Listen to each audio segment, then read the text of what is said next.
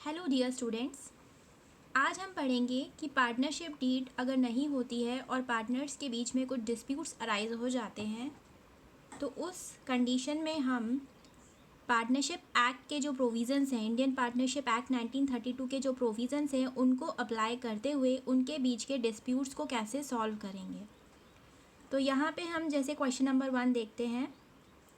You and your friends Amit and Vinod are partners in a firm sharing profits and losses equally. The following differences have arisen. State giving reasons who is correct in each case. तो यहाँ पर 3 partners हैं जो कि profit और losses को equally share कर रहे हैं। अब उनके बीच में कुछ डिस्प्यूट अराइज हो जाते हैं तो उन डिस्प्यूट्स को हम कैसे सॉल्व करेंगे।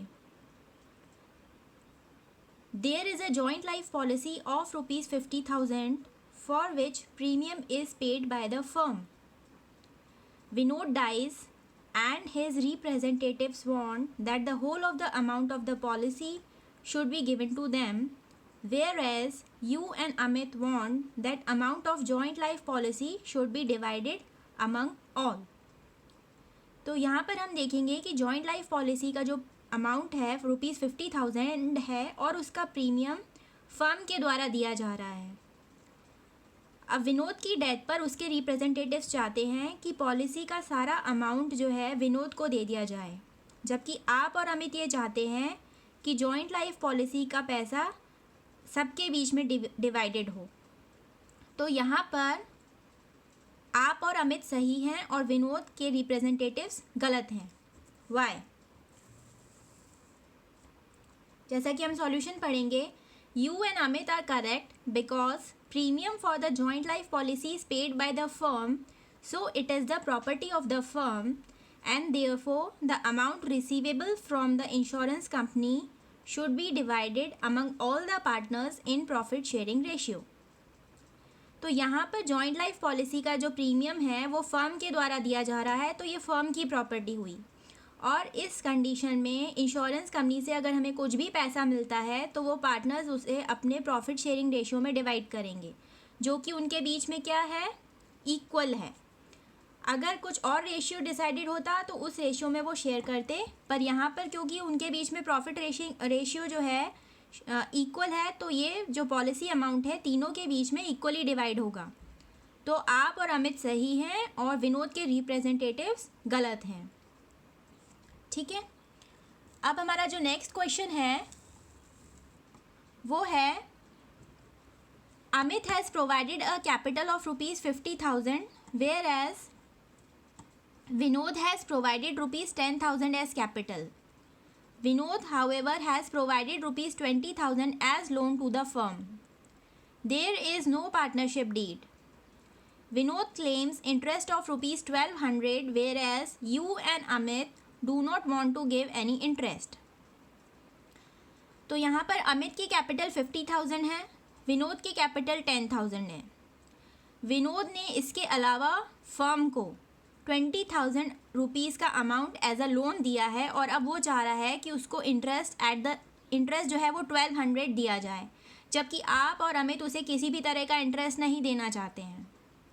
तो जैसे हमने पढ़ा था कि कोई भी पार्टनर अगर फर्म को लोन एडवांस देता है तो उसे interest at the rate of 6% per annum के हिसाब से दिया जाता है। तो क्योंकि यहाँ पर कोई भी पार्टनरशिप डीड नहीं है, उन्होंने कोई भी रेट ऑफ इंटरेस्ट फिक्स नहीं किए। अगर पार्टनरशिप डीड में ये लोग रेट ऑफ इंटरेस्ट फिक्स कर लेते हैं कि अगर कोई भी पार्टनर फर्म को लोन देगा तो उसे 10% रेट ऑफ इंटरेस्ट दिया जाएगा, इस तरह का अगर कोई प्रोविज़न पार्टनरशिप डीड में बनाया जाता है तो at the rate of 10% per annum के हिसाब से ही इंटरेस्ट दिया जाएगा।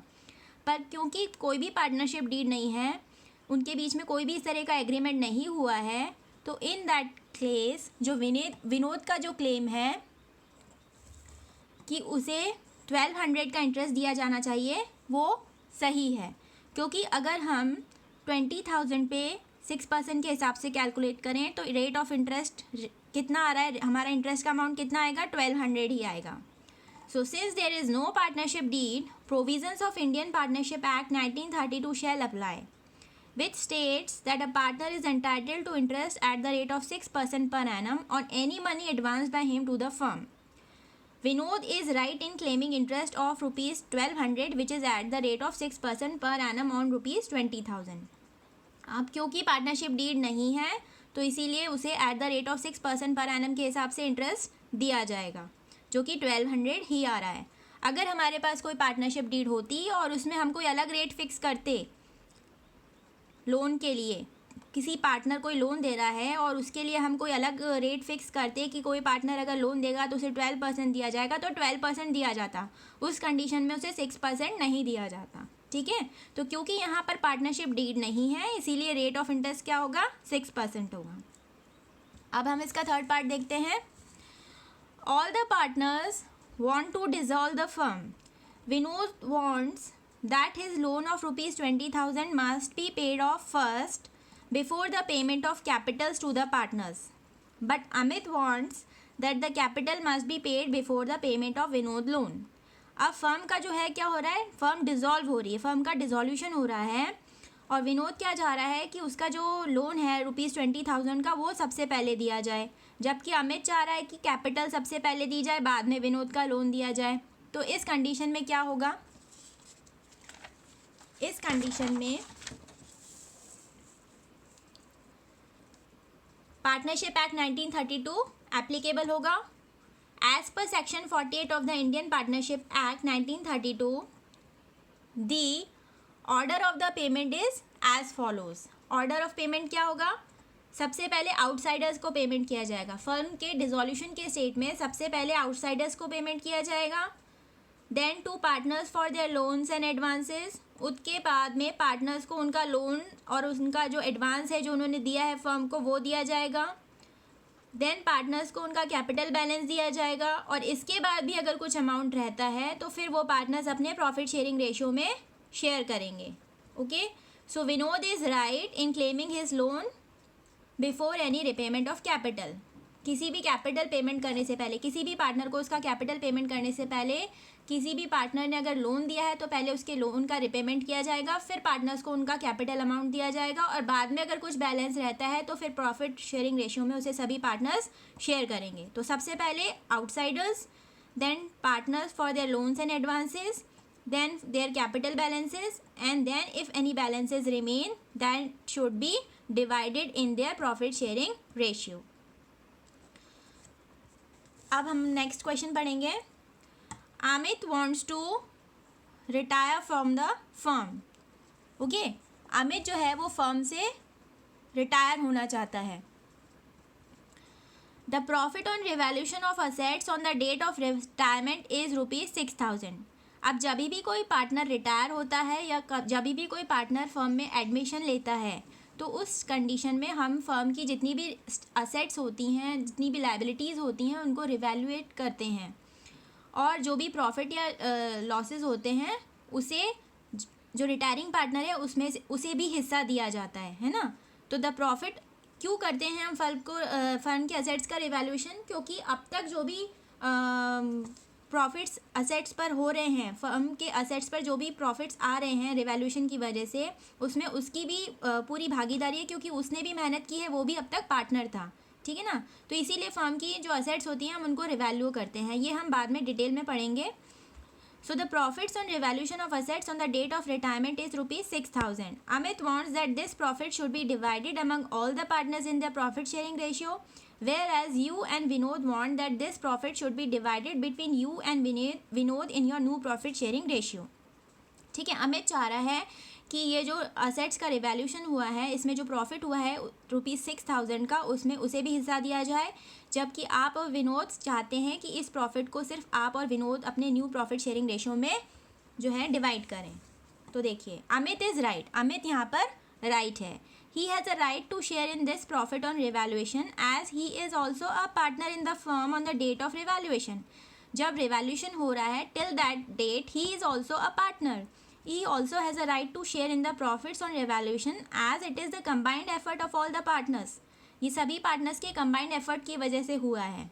If there had been any loss on revaluation, then that loss would also have been shared by him in profit sharing ratio. अगर कोई लॉस होता तो उसे लॉसेस में भी शेयर करना होता। ठीक है, तो यहाँ पर अमित जो है वो राइट है।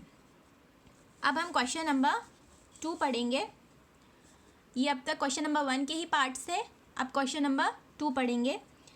A, B and C are partners in a firm. They do not have any partnership deed. At the end of the first year of the commencement of the firm, they have faced the following problems. अब जो है उनके बीच में partnership deed नहीं है और जब firm के कमेंसमेंट के बाद जब वो लास्ट में अपना अकाउंट्स वगैरह बनाते हैं तो उनके बीच में ये प्रॉब्लम्स अराइज हो गई हैं। क्या? A wants that interest on capital should be allowed to the partners but B and C do not agree. A क्या चाह रहा है कि इंटरेस्ट ऑन कैपिटल जो है दिया जाए, जबकि B और C क्या चाह रहे हैं, वो इंटरेस्ट ऑन कैपिटल नहीं देना चाह रहे हैं। तो जैसा कि हमने पढ़ा था कि अगर पार्टनरशिप डीड नहीं होती है तो इंडियन पार्टनरशिप एक्ट 1932 के अकॉर्डिंगली किसी भी पार्टनर को इंटरेस्ट ऑन कैपिटल नहीं दिया जाएगा। तो यहाँ पर A जो है वो सही है, ठीक है। तो किसी भी पार्टनर को हम इंटरेस्ट नहीं देंगे। जैसे हम इसका सॉल्यूशन पढ़ते हैं। As there is no partnership deed according to the Indian partnership act 1932 no interest on capital shall be allowed to partners. किसी भी पार्टनर को इंटरेस्ट नहीं दिया जाएगा। So A is correct. तो ए जो है वो यहाँ पर करेक्ट है।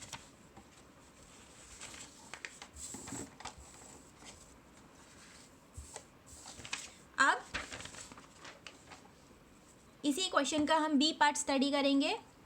B wants that the partner should be allowed to draw salary but A and C do not agree. B क्या चाह रहा है कि पार्टनर्स को सैलरी निकालने का हक होना चाहिए, पार्टनर्स को सैलरी दी जानी चाहिए, बट ए और सी इस बात पर सहमत नहीं है।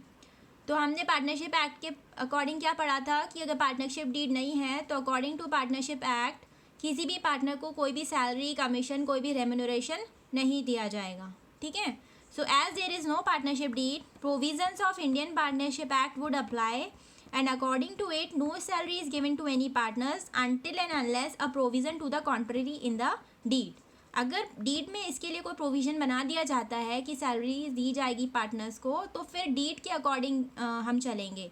डीड में जो भी प्रोविज़न होगा, जो भी हम पार्टनर्स मिलकर डिसाइड करेंगे, अकॉर्डिंगली पार्टनर्स को सैलरी दी जाएगी। बट क्योंकि यहाँ पर कोई पार्टनरशिप डीड नहीं है तो किसी भी पार्टनर को कोई भी सैलरी, कोई भी रेम्यूनरेशन, कोई भी कमीशन नहीं दिया जाएगा। तो यहाँ पर ए और सी जो है वो सही हैं और बी गलत है, ठीक है। अब सी वॉन्ट्स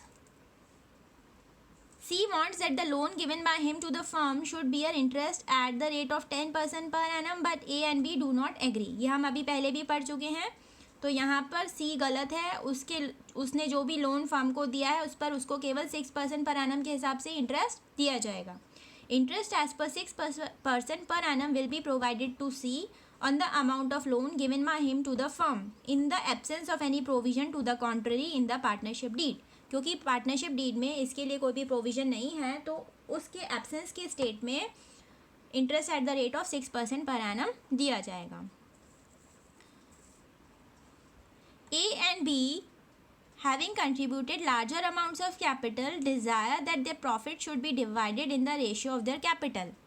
अब क्योंकि ए और बी ने ज़्यादा अमाउंट ऑफ कैपिटल कंट्रीब्यूट किया है तो वो क्या चाह रहे हैं कि प्रॉफिट और लॉसेस उनके कैपिटल अमाउंट में जो है उसके रेशियो में कंट्रीब्यूशन हो।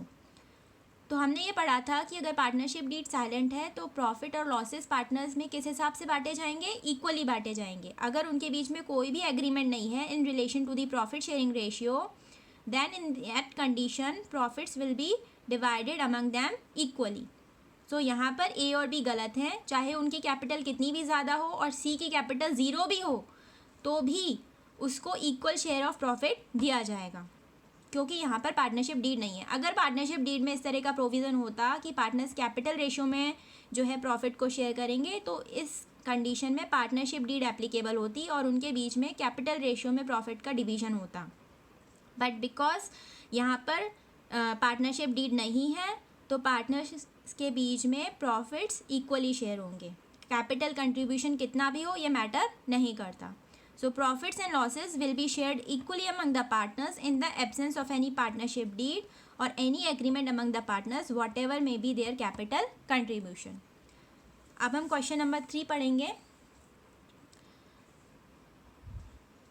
Following differences have arisen among P, Q and R state who is correct in each case. यहाँ पर अब 3 पार्टनर्स हैं P, Q एंड R।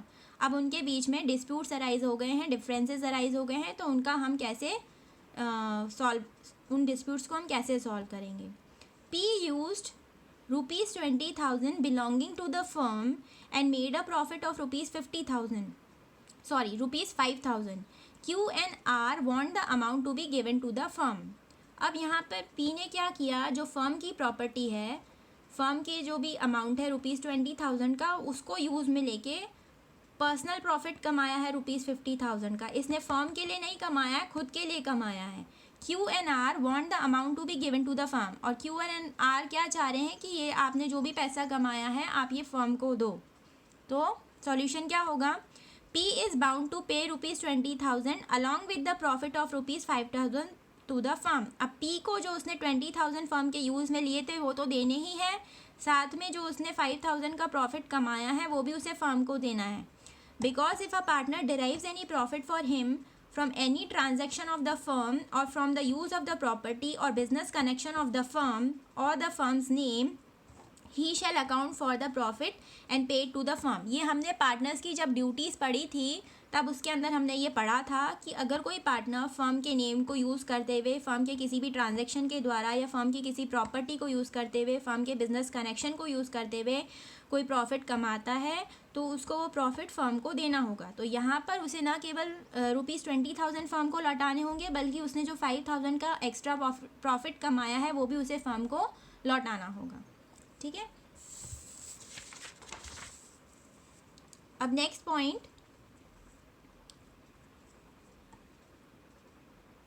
हाँ इसी क्वेश्चन का और पार्ट है कि and if we see from the mutual agency relationship. यहाँ पे तो हमने देखा कि P की ये ड्यूटी थी कि उसे वह प्रॉफिट लौटाना है।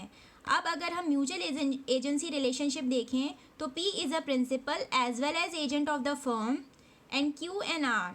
तो P यहाँ पर क्या है, प्रिंसिपल भी है एज वेल एज एजेंट भी है, फर्म का भी और Q एंड R का भी। So according to the rule any profit earn by the agent that is P is attributable to the firm. तो यहाँ पर एक प्रिंसिपल और एजेंट का रिलेशनशिप भी आ रहा है। उसके अकॉर्डिंगली क्योंकि P जो है वो फर्म का प्रिंसिपल भी है एज वेल एज वो फर्म का एजेंट भी है और Q और R का एजेंट भी है, और एक एजेंट जो भी कुछ कमाता है वो उसे अपने प्रिंसिपल को देना होता है। तो यहाँ पर एजेंट होने के नाते अगर P एज ए एजेंट जो है उसने जो भी प्रॉफिट कमाया है वो उसे फर्म को देना होगा। ठीक है, next question, Q used ₹5,000 belonging to the firm and suffered a loss of ₹1,000. He wants the firm to bear the loss. अब Q ने क्या किया, जो फर्म की बिलोंगिंग थी ₹5,000 उसको यूज़ में लेते हुए उसने 1,000 का लॉस सफ़र किया। मतलब उसने फर्म के 5,000 रुपये काम में लिए और उसने प्रॉफिट अर्न करना चाहा होगा पर उसको लॉस हो गया। पर अब वो क्या चाह रहा है कि वो जितने भी लॉसेज हैं वो फर्म बियर करे। तो इस कंडीशन में सॉल्यूशन क्या होगा, Q is liable to pay ₹5,000 belonging to the firm because according to the Partnership Act it is the duty of every partner to make good the loss that may have been caused by his willful neglect or breach of trust. He has misrepresented himself as a principal rather than an agent. तो यहाँ पर उसने firm की property को use किया है और इस तरह से उसने ब्रीच ऑफ ट्रस्ट किया है। तो उसके इस ब्रीच ऑफ ट्रस्ट के कारण उसे ये 5,000 रुपीज़ तो लौटाने ही होंगे, साथ में ये जो लॉस है 1,000 रुपीज़ का ये फर्म बियर नहीं करेगी क्योंकि उसने अपने आप को एज अ प्रिंसिपल रिप्रेजेंट किया है। मतलब उसने अपने आप को फर्म का एजेंट रिप्रेजेंट नहीं किया है बल्कि अपने आप को as a principal misrepresent करके ये प्रॉफिट कमाया है। इसीलिए फर्म इस 1,000 को बियर नहीं करेगी। ठीक है, और बल्कि Q को ये 5,000 का अमाउंट भी फर्म को लौटाना होगा क्योंकि उसने क्या किया है, ब्रीच ऑफ ट्रस्ट किया है। तो हमने पार्टनर्स की ड्यूटी में किया था ये पढ़ा था कि अगर कोई पार्टनर किसी पार्टनर के विलफुल नेग्लिजेंस की वजह से या ब्रीच ऑफ ट्रस्ट की वजह से फर्म को नुकसान होता है तो उसकी भरपाई पार्टनर को करनी होगी। तो यहाँ पर Q जो है उसे 5,000 का अमाउंट फर्म को लौटाना होगा और 1,000 के अमाउंट के लिए फर्म रिस्पॉन्सिबल नहीं है। नेक्स्ट इस क्वेश्चन का part, P and Q want to purchase goods from A Limited and R does not agree. अब पी एंड क्यू जो है वो फर्म के रेगुलर कोर्स ऑफ बिजनेस में ए लिमिटेड से जो है सामान खरीदना चाहते हैं, पर आर इस बात के लिए सहमत नहीं है। तो इसका सॉल्यूशन क्या होगा? As per the partnership act 1932, a partner has a right to buy and sell goods without consulting the other partners unless a public notice has been given by the partnership firm to restrict the partners to buy and sell. हर partner को firm के goods को खरीदने का और बेचने का अधिकार है, उसे बार बार हर पार्टनर की कंसल्टेंसी लेने की ज़रूरत नहीं है, अनलेस जब तक कि एक पब्लिक नोटिस इस डायरेक्शन में नहीं दे दिया जाता पार्टनरशिप फर्म के द्वारा दूसरे पार्टनर्स को रेस्ट्रिक्ट करते हुए कि आप जो है बाय एंड सेल नहीं करोगे, तब तक वो बाय एंड सेल कर सकता है without consulting the other partners. So accordingly P and Q can buy goods from A limited. तो पी एंड क्यू जो है वो ए लिमिटेड से गुड्स परचेज कर सकते हैं। Last point, Q and R want to admit C as a partner. P does not agree. Q and R जो हैं वो C को एज अ पार्टनर फर्म में लेना चाहते हैं, पर P इस बात के लिए सहमत नहीं है। तो हमने जो पार्टनर्स के राइट्स पढ़े थे उसमें हमने क्या पढ़ा था कि एक पार्टनर को ये अधिकार है कि वे किसी दूसरे पर्सन को एज अ पार्टनर फर्म में एडमिशन लेने के लिए रोक सकता है। सभी पार्टनर्स की सहमति होगी तभी किसी नए पर्सन को एज अ पार्टनर फर्म में एडमिट किया जाएगा। अगर कोई एक पार्टनर भी असहमत हो जाता है, डिसएग्री हो जाता है, तो फर्म को ये उस पार्टनर को ये अधिकार है कि वो किसी नए पर्सन को एज अ पार्टनर उसका एडमिशन रोक सके। So C will not be admit as a partner. A partner has a right to not allow the admission of a partner under the partnership act 1932. A new person cannot be admitted as a partner into the firm unless all the existing partners agree to it.